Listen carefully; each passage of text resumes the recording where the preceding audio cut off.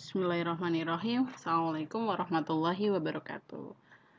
Alhamdulillah, segala puji bagi Allah, kita bisa bertemu di sini melalui video podcast semi rekaman ini ya, dalam mata kuliah manajemen syariah. Insya Allah, hari ini kita akan belajar terkait perencanaan, planning. Soalnya dalam ilmu manajemen kita pasti akan ada bab terkait planning dan step untuk memulai manajemen, memanage sesuatu itu perlu dengan diawali dengan perencanaan. Ya, maka insya Allah di sini kita akan belajar terkait perencanaan. Oke, sebelum kita mulai, silahkan masing-masing membaca ta'awudz dan doa belajar dulu ya. Bismillahirrahmanirrahim. Wabizidni ilma warzuqni fahma rabbi shrah li sadri wa yassir li amri wahlul 'uqdatam min lisani yafqahu. Oke. Bismillah, kita akan mulai. Oke. Ada yang tahu?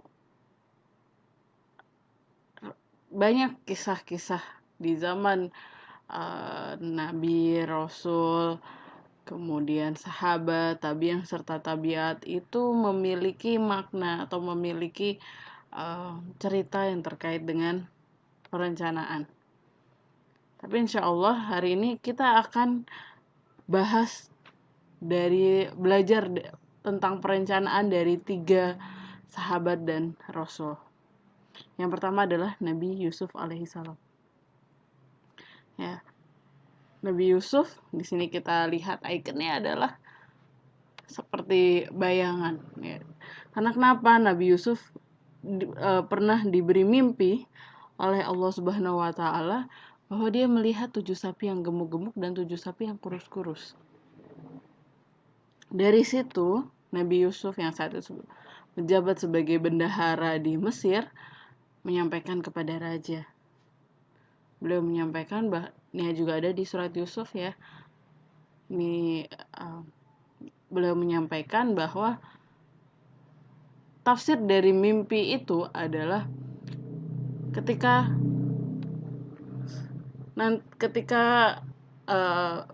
Mesir akan dilanda dengan panen yang bagus, tapi juga diikuti dengan kekeringan yang parah selama 7 tahun.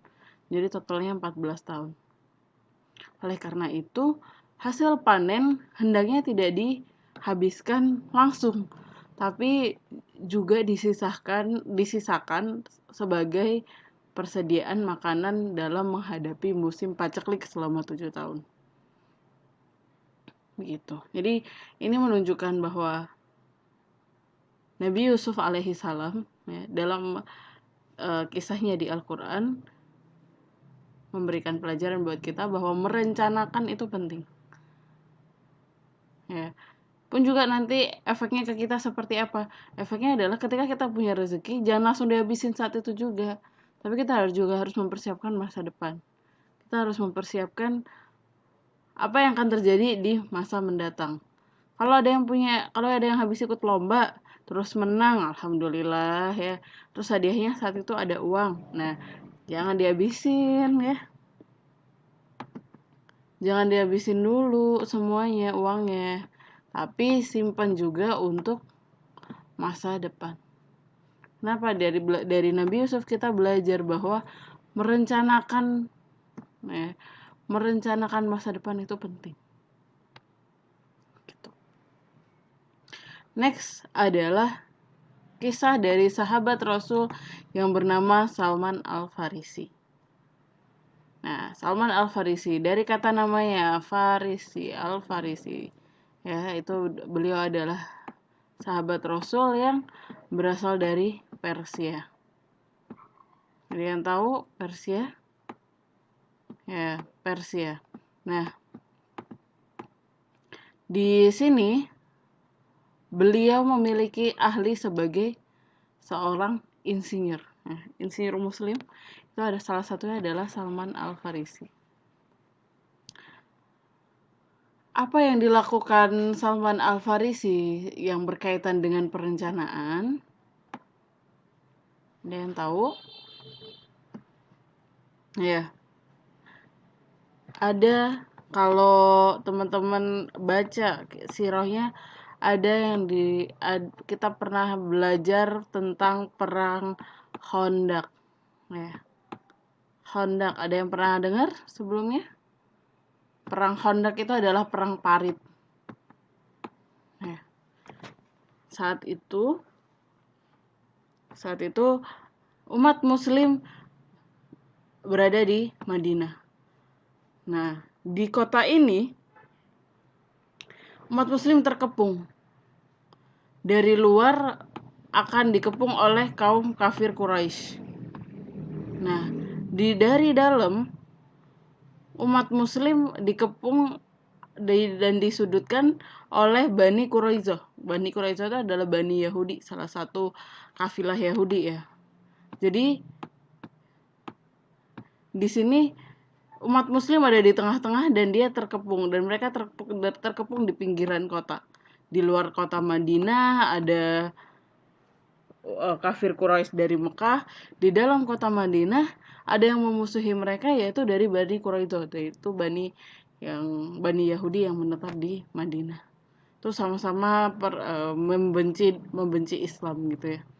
Kemudian pada saat itu dari luar Madinah di sini yang dibawa oleh pasukan yang dibawa oleh kafir Quraisy itu sebanyak 24.000 orang.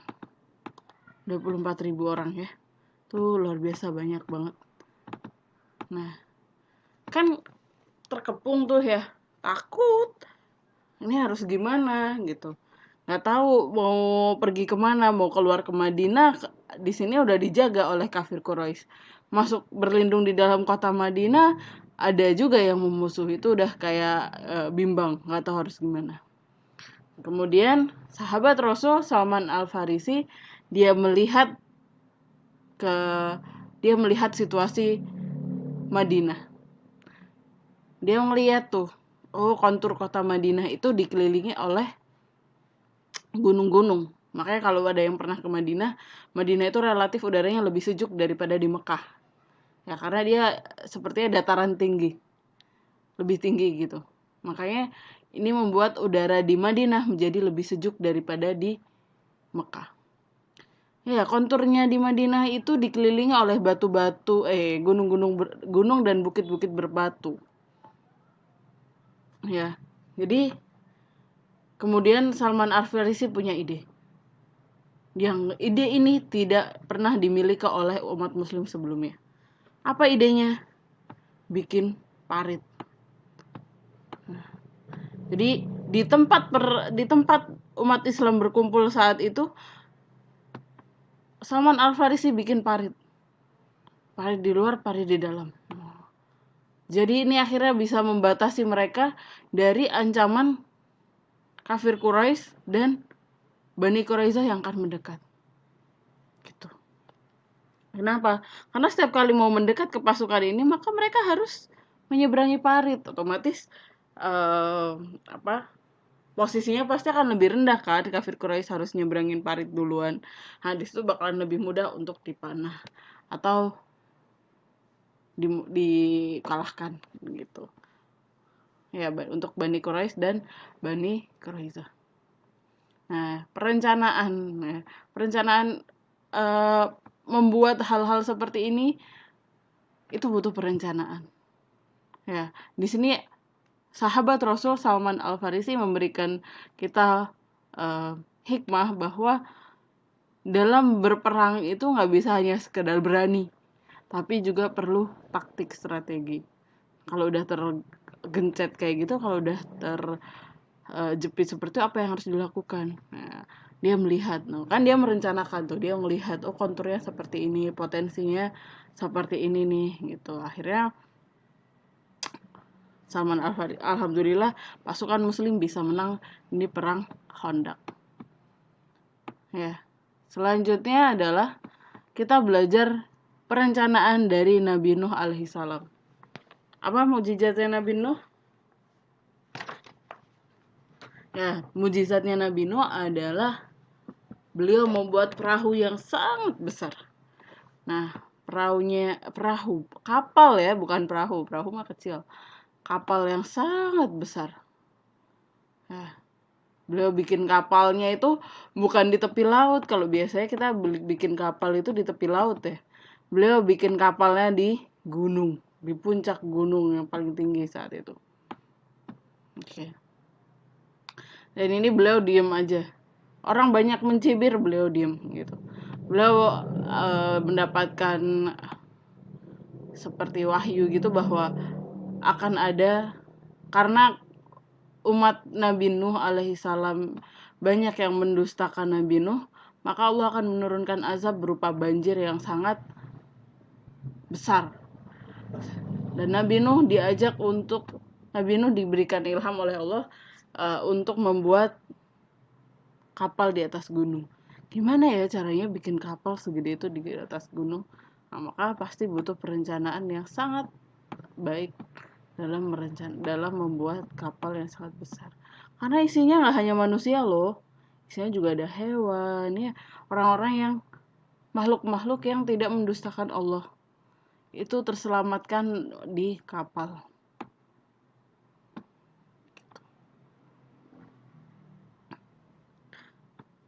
Itu.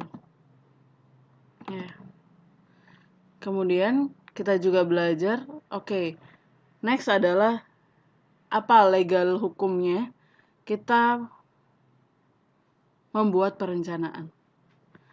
Yang pertama adalah di Quran surat Al-Hasyr ayat 18 disebutkan bahwa kita harus memperhatikan, hai orang-orang yang beriman. Ini bukan ya